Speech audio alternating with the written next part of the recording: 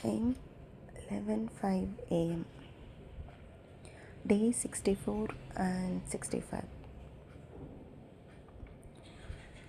ஒரு நாள் ஃபுல்லாக சோகத்திலே போயிடுச்சு. என்னமோ தெரியல, சொல்லிட்டு இருந்தேன்ல, ட்ரிகர் ஆகிட்டே இருந்தேன். எனக்கு நான் இப்படியே இல்லை, ஆனால் எனக்கு என்னமோ ஆச்சு.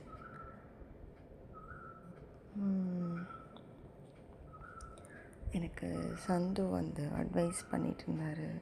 அதாவது என்ன சொன்னார்னா, நம்மளோட பிரச்சனை என்னென்னா, எந்த வேலையும் இல்லைன்னா நமக்கு பிளெஸ்ஸிங் கவுண்ட் பண்ணாமல் நம்ம வந்து கவலையை தான் யோசிச்சுட்டு கவலைப்பட்டுட்டு இருப்போம். இதுவே ஏதாவது வேலையிலேருந்து ஏதாவது ஒக்குபைடாக இருந்தோன்னா அதுலேயே நம்ம மூழ்கி இருப்போம் அப்படின்னாரு. அதுவும் ஒரு கரெக்டான பதில் தான். ஒரு வேளை அப்போ நான் கொஞ்சம் ஒக்குபைடாக இருந்திருந்தேன்னா எனக்கு இப்படிலாம் தோணியிருக்காது. கரெக்டா? வேறு என்ன சொன்னார்?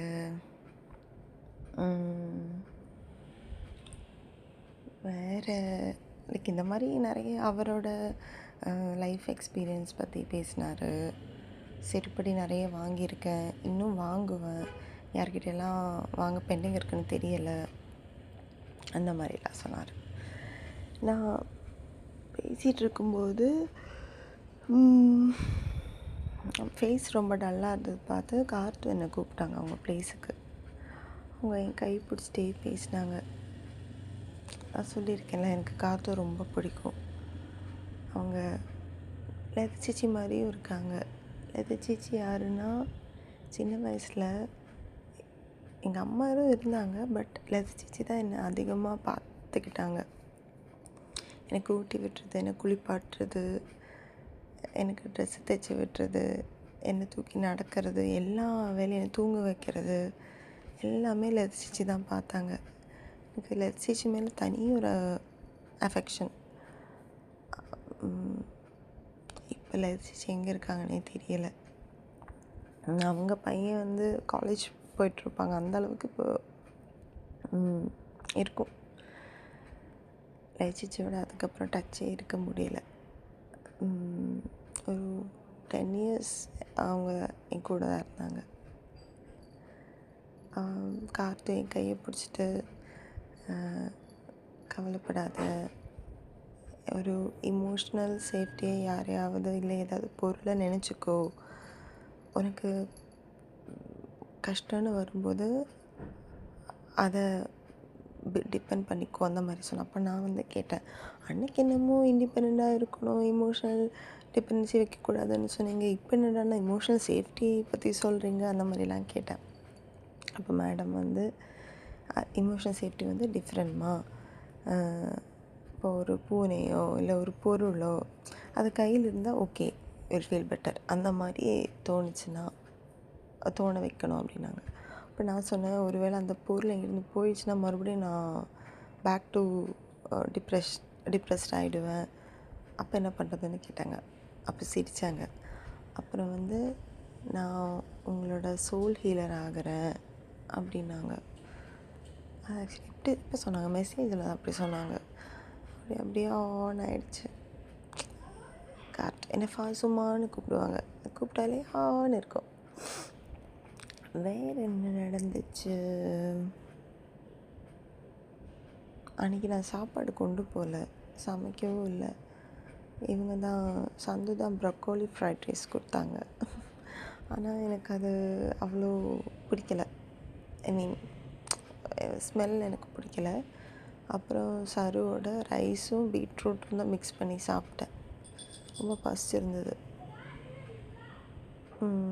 அதான். வேறு என்ன பண்ணேன்?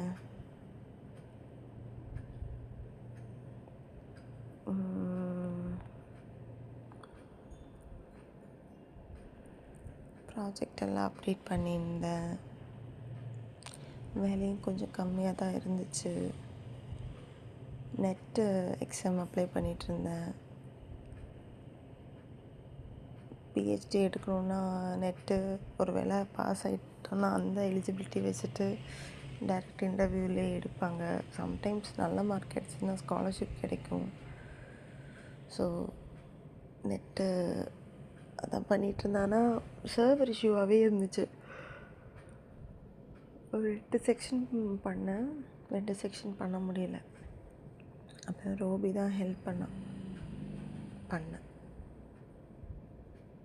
எப்போவுமே ரோபி சண்டை தான் போடுவா.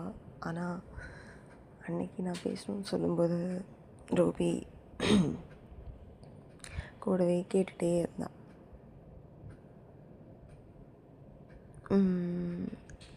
அப்புறம்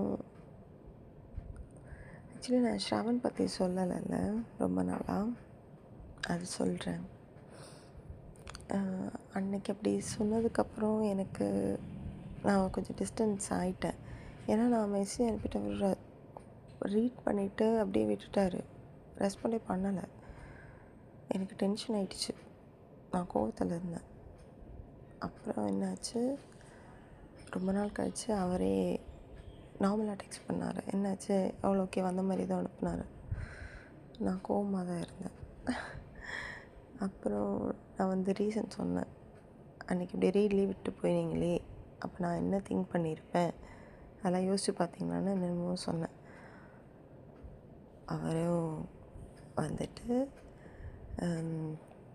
என்னோடய பெர்ஸ்பெக்டிவில் யோசித்து அவர் ஒரு வார்த்தை சொன்னார்.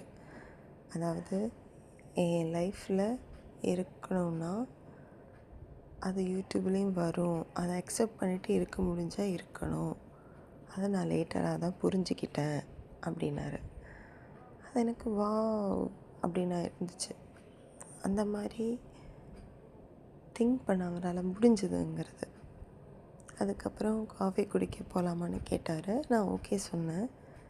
அதுக்கப்புறம் அவரால் வர முடியலை.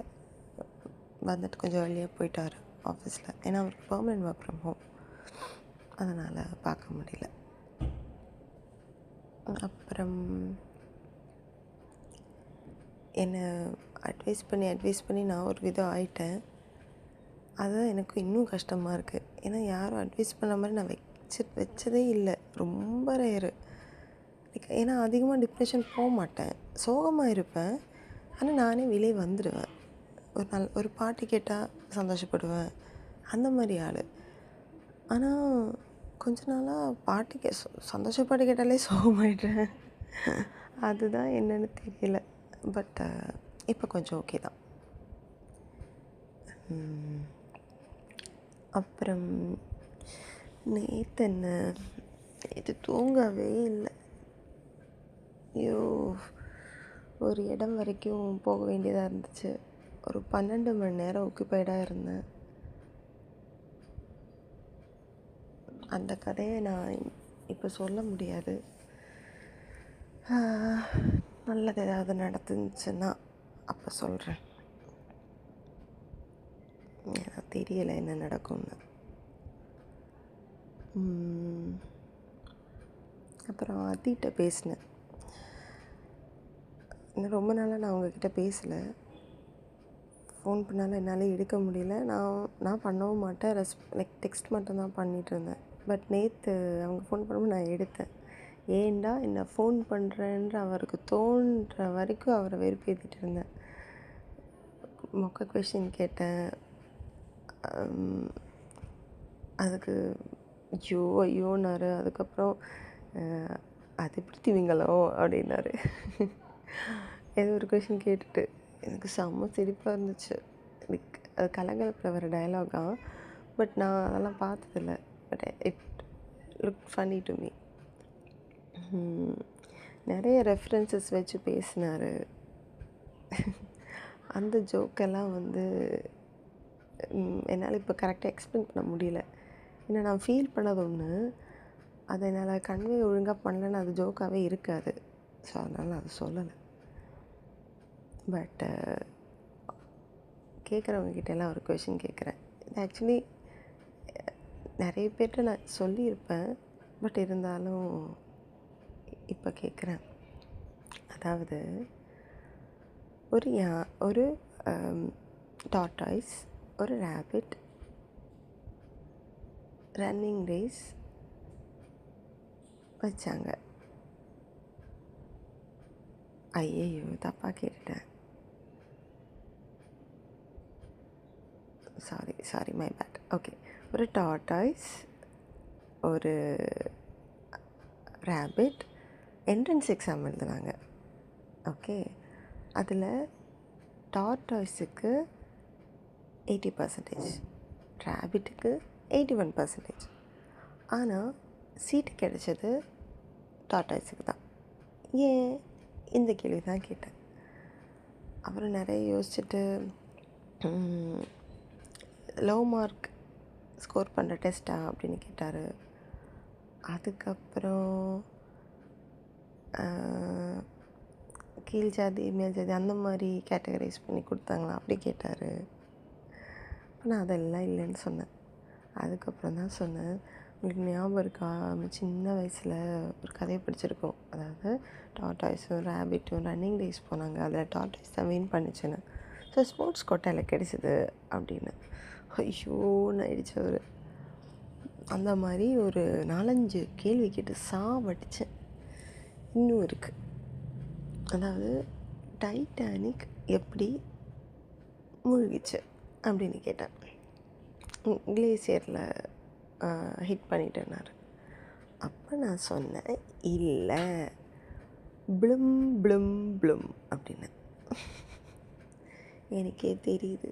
அதாவது ரொம்ப நாள் சோகமாக இருந்துட்டு இப்போ தான் வந்து பேக் டு நார்மல் ஆகிருக்கேன். இப்போ சோகம் வந்து அது நான் கிடையாது, இதுதான் நான், இந்த க்ரேஸி தான் நான். அது ஒன்று கேட்டேன். அப்புறம் அதாவது இப்போ உங்களுக்கு ஸ்விம்மிங் தெரியாதுன்னு வச்சுக்கோங்க. நீங்கள் வந்து மரீனா பீச்சு கடலுக்குள்ளே போட்டிங் போயிட்டுருக்கீங்க. அங்கே லைஃப் ஜாக்கெட்டும் இல்லை. நீங்கள் கடலில் விழுந்துட்டீங்க. ஆனால் நீங்கள் மூழ்கலை. ஏன் அப்படின்னு கேட்டேன். அவரும் நிறைய யோசித்தார். கிடைக்கல ஆன்சரு. அப்போ நான் சொன்னேன், ஏன்னா நீங்கள் செம்ம கட்டல அப்படின்னு. இந்த மாதிரி பேசினா ப்ளாக் பண்ணிட்டு போயிட்டே இருப்பேன்ற மாதிரி அவர் பேசினார். பட் நிறைய சிரித்தோம். இனிமேல் அவர் ஃபோன் பண்ணாருன்னு கூட தெரியல, அந்த அளவுக்கு வெறுப்பேற்றி விட்டுட்டேன். இதெல்லாம் எப்போ நடந்தது தெரியுமா? நடுராத்திரி 1:30 AM. ஐயோ, அதான் இந்த மாதிரி ஃபன் திங்ஸ் எல்லாம் நடந்துச்சு. வேறு என்ன?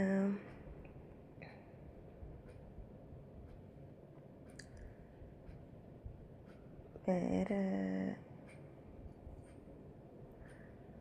நான் வந்து ஸ்ட்ரெஸ் ஷாப்பிங் பண்ணுவேன். ஷாப்பிங் பண்ணி பண்ணி பண்ணி அவ்வளோ ஜுவல்லரி ஆகிடுச்சு. நிறைய செப்டம் ஆர்டர் பண்ணேன், நிறைய சாஃப்ட் டாய்ஸ் ஆர்டர் பண்ணேன், கீ செயின்ஸ் ஆர்டர் பண்ணேன். என்னென்ன எனக்கு பார்க்குறதெல்லாம் எனக்கு பிடிச்சதெல்லாம் ஆர்டர் பண்ணிட்டே இருந்தேன். அதெல்லாம் ஒவ்வொன்றா டெலிவர் ஆகிட்டு இருக்கு.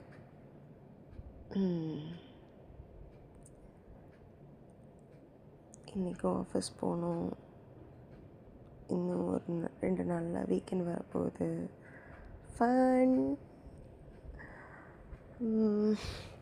ஆக்சுவலி ரொம்ப நாளாச்சு நம்ம வந்து ட்ரிப்பு போய். லாஸ்ட்டாக ட்ரிப்பு போனது ஃபெப்பில் தான். அதுவே எனக்கு டிப்ரெஷனில் தான் இருக்குது. ரொம்ப நாளாக இந்த போகாமல் மைண்ட் ஒரு மாதிரி இருக்குது. சோலோ ட்ரிப் போகணும்.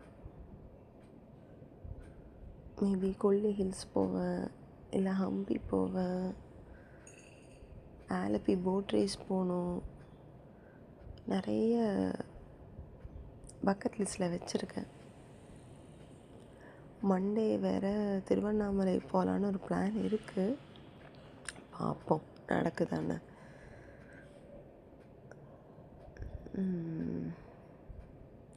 ஆக்சுவலி 2 days பேக் வந்து அக்கா சொல்லியிருந்தா, அவளுக்கு எக்ஸாம் வந்து போஸ்ட்போன் ஆகிடுச்சு, பட் டிக்கெட் கேன்சல் பண்ணல, அவள் வருவான்னு. எனக்கு என்னென்னா, மண்டே வேறு நான் வெளியே போவேன், அதுவும் ஏர்லி மார்னிங். எங்கே தங்க வைக்கிறது? இங்கே இடம் இருக்குது, லைக் 2 பேர் 3 பேருக்கு இடம் இல்லை. கேட்ஸும் அங்கிட்டு இங்கிட்டு ஓடும், ஹீட் வேறு. நானே எனக்கு சமைக்கிறதே இப்போது இல்லை, 2-3 நாளாக இல்லை. இன்றைக்கி எனக்கு சமைக்க மூடு இருக்கான்னு தெரியலை. அந்த மாதிரிலாம் யோசித்தேன். அவள் நினச்சிருப்பா, சண்டை போட்டிருப்பா, மைண்டில் ரிவெஞ்ச் இருக்குன்னு நினச்சிருப்பா. டீப் திங்கிங்கில் போயிட்டேன். மெயினாக இது எல்லாத்தையும் விட எனக்கு மனசு சரியில்லை. இப்போ கொஞ்சம் ஓகே தான். ஆனால் எப்போ அப்நார்மல் ஆவேன்னு தெரியாது. இதெல்லாம் நார்மல் தான். இப்படி மொக்க ஜோக் சொல்கிறதெல்லாம் நார்மல் தான். அந்த அப்நார்மல் தான் எனக்கும் பிடிக்காது.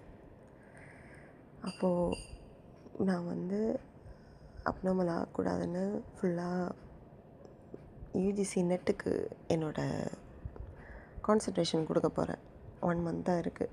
ஜூன் 22 to 30க்குள்ளே எக்ஸாம் வந்துடும். எப்படியாவது பாஸ் ஆகிடணும். மைண்ட் ஃபுல்லாக இப்போ அதில் மட்டும்தான் இருக்குது. பார்ப்போம் பாஸ் ஆகிறேன்னா இல்லையான்னு. ஸ்விம்மிங் கிளாஸ் போகணுன்னு ரொம்ப நாளாக நினச்சிட்ருக்கேன். அது இன்னும் போக முடியல. ஏன்னா ஷிஃப்ட் அந்த மாதிரி, தூக்கம் ஒரு மாதிரி இல்லை. அது வேறு போகணும். இப்போ எனக்கு தெரிஞ்சு நெட்டும் எழுதி முடிச்சதுக்கப்புறம் தான் போவேன்னு நினைக்கிறேன்.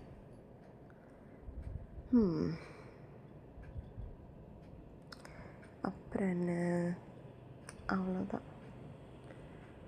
ஏதாவது நடந்தால் சொல்கிறேன். டே டன்.